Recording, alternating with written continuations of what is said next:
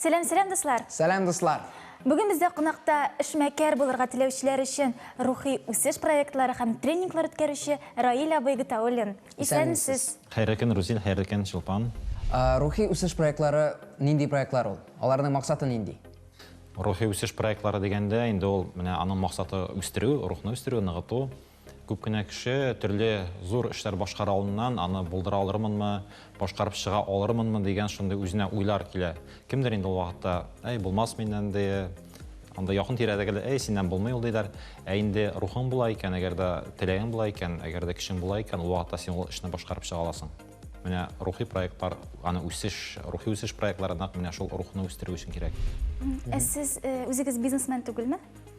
Мин инде 12-13 ел IT-компания директоры, моннан тыш әле коммерцияле булмаган Татар интернетын үстерү фондын җитәклим. Раил абый, мәсәлән, минем эшмәкәр буласым килә. Иң башта миңа эшне нәрсәдән башларга? Нинди өлкәдә эшмәкәр буласың килә? Кием. Киемнәр, син мода яратасың, модельер. Син менә бу кием өлкәсендә аны ничегрәк күз алдына китерәсең? Ул кибет буламы синең? Яисә бөтен дөньяда синең киемнәреңне саталармы? Яисә үзең башка кешенең киемнәрен сатасыңмы? Бөтен дөньяда кибетләрем. Демәк, синең үзеңнең модельләрең була һәм инде шул үзеңнең киемнәрен сатасың. Моны эшләп караганың бармы әле? Юк. Мондай эшләүчеләрнең тәҗрибәсен караганың бармы? Видеолар, Күргәнем. Менә шуңа күрә, әгәр дә син иң беренче чиратта телисең икән, иң беренче чиратта максатны, зур максатны дөрес эшләдең, анда Казанның бу почмагында бер кибетем була дип түгел, бөтен дөньяда минем киемнәрем сатыла дип куйдың. Кешенең иң беренче чиратта зур максатлары булырга тиеш. Әгәр дә син зур максатлар куясың икән, инде зур хыяллар, әлбәттә, ул бер караганда мөмкин түгел эш кебек, шулай бит. Әмма ләкин һәрбер эшне әкрен-әкрен эши барып, менә бит карыйк, теләсә кайсы олимпиада чемпионын. Алар бит инде кичкенә чагында кемдер йөгерә башлаган, кемдер сикерә, кемдер футбол уйный, кемдер бер кайчан да бер кемдә чемпион булып тумаган. Чемпион булу өчен яисә зур хыялга, зур максатка ирешү өчен әзәзләп көн саен ул тырышкан дигән сүз.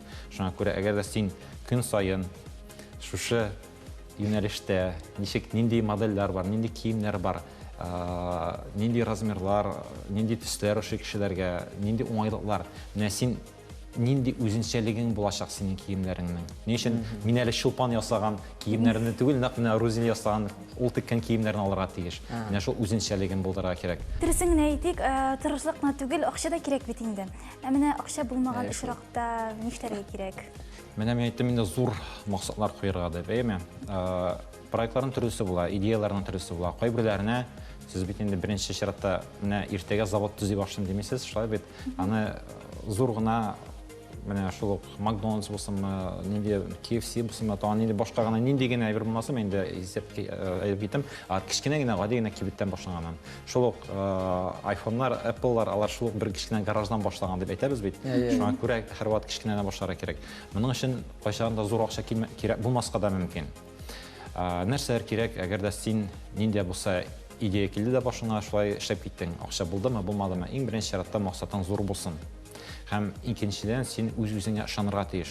Булдырам, мин моны башкарып чыгам дип үзеңнең рухыңны арттырырга тиеш. Үзеңнең белемеңне арттырырга тиеш бу юнәлештә. Бәлки аны акчасыз да, яисә бартер белән, яисә башка төрле мөмкинлекләр бардыр шушы идеяны тормышка ашыру өчен. Аннары инде синең рухың бар икән, син карый башлыйсың башка эшмәкәрләрне, башкалары ничек ирешкәннәр шушы уңышка. Һәм шушы эшмәкәрләр, шушы шәхесләр, уңышка ирешкән шәхесләр арасында йөреп, син үзеңне әйләнә-тирә мөхитеңне үзгәртәсең. Алар шикелле уйлый башлыйсың, алар шикелле зурак идеяларны тормышка ашыруга өйрәнә башлыйсың. Һәм инде синең әйләнә-тирәңдә дә нәкъ шундый кешеләрне җыя башларга тырышырга кирәк. Көчле, ныклы, акыллы кеше булган, менә кешелекне саклый белергә кирәк. Һәм никадәр кешегә син файдалы буласың, никадәр кеше синең мөмкинлекләреннән, синең хезмәтеңнән файдалана, димәк, син шул кадәр бай булуың мөмкин. Яңа гына эшмәкәрлек белән шөгыльләнә башлаган кешеләр нинди хаталар ясыйлар? Моннан алда сорау булды, акчасыз дип әйбит. Кемнәрдә акча кирәк дип, кемнәрдер кредитка акча алалар. Кредитка акча алу иң беренче чиратта кирәкми. Спонсорлар. Спонсорлармы, башкасымы, иң беренче чиратта син бу эшне акчасыз эшләп кара. Булдыра аласыңмы? һәм бары тик ихтыяж булган чагында төп ихтыяж һәм мәсәлән алдың ди мисал өчен нәрсә өчендер 100 мең ди. Бит. Һәм шушы эшне эшләгәннән соң ул 100 мең яңадан 1 миллион булып кайта торган була икән. Яисә ким дигәндә 150 мең, 200 мең, яисә 100 мең кимендә югалтмас өчен. Шул вакытта гына каяндыр акча алырга була. Хәзер вакытта кредит карталы спонсорлар бар, бизнес ангел дип әйтәләр, инвесторлар бар. Әгәр дә син бу эшне махсус шундый кагаз, ул бизнес план дип атала, аны дәлилләп, яхшы итеп бөтенесен язып чыгып, аңлатып, үзең дә беләсең икән, үзеңнең нәрсәгә ирешәчәгеңне. Ул вакытта инде мондай хаталар кабатламаска мөмкин. Сез белемегез буенча кем? Мин белем буенча татар мәктәпләрендә физика һәм информатика укытучысы, күп еллар авылда да эшләдем, аннары шәһәрдә укыттым. Демәк, экономист түгел инде. Мин экономист түгел, әмма дә ләкин бизнеска нигез салгачтан миңа бухгалтерияны тулысынча өйрәнеп чыгара туры килде. Мин китаплар сатып алып, интернеттан, ул вакытта интернетта материал әз иде, күбрәк китаплар иде, китаплардан карап, анда упрощенная система һәм башкасы менә шуларны карап, өйрәнеп, шулай итеп бары тик укып кына, өйрәнеп кенә камилләшеп була. Матур киңәшләрегез өчен бик зур рәхмәт сезгә, Раил абый. Уңышлар сезгә. Зур рәхмәт, үзегезгә дә уңышлар телим. Шаянтып үз эшен дәвам итә. Безнең белән калыгыз.